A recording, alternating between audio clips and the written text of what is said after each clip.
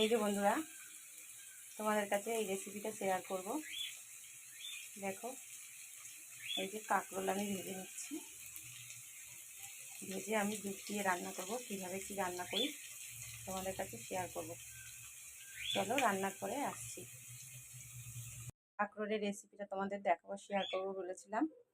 কাঁকরোলটা তো আমি লাল লাল করে এই যে ভেজে নিয়েছি, তোমাদের দেখিয়েছিলাম। তারপর এখানে আমি সর্ষে বেটে নিয়েছি, সর্ষেটা আমি ছেঁকে নিয়েছি। আর এখানে দুধ নিয়ে নিয়েছি।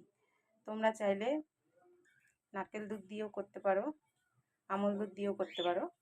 আমি প্যাকেট দুধ নিয়ে নিয়েছি আমুলের।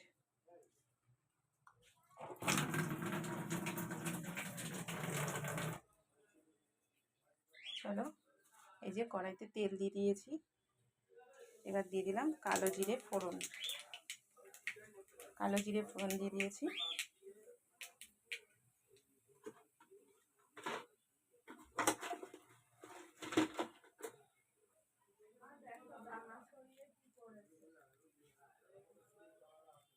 এই যে শুকনো লঙ্কা ফোড়ন দিয়ে দিয়েছি।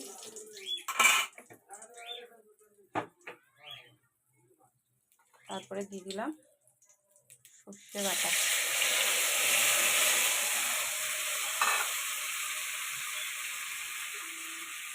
একটু নাড়াচাড়া করে নিলাম। তারপরে এই যে হলুদ গুঁড়ো দিলাম।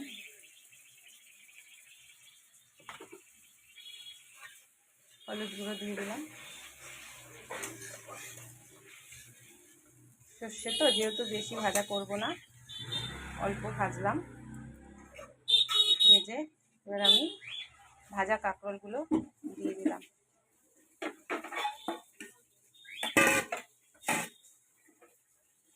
ভাজা কাঁকরোলগুলো দিয়ে দিলাম, দিয়ে একটু নাড়াচাড়া করে নিলাম। এই যে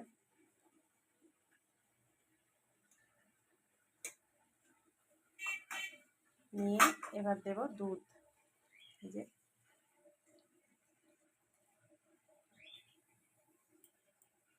দুধ দিয়ে দিলাম।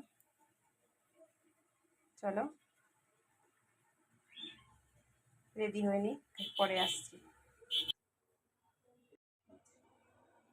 এই যে বন্ধুরা, আমার কাঁকরোল দিয়ে এই যে দুধ দিয়ে ঝাল তৈরি হয়ে গেছে।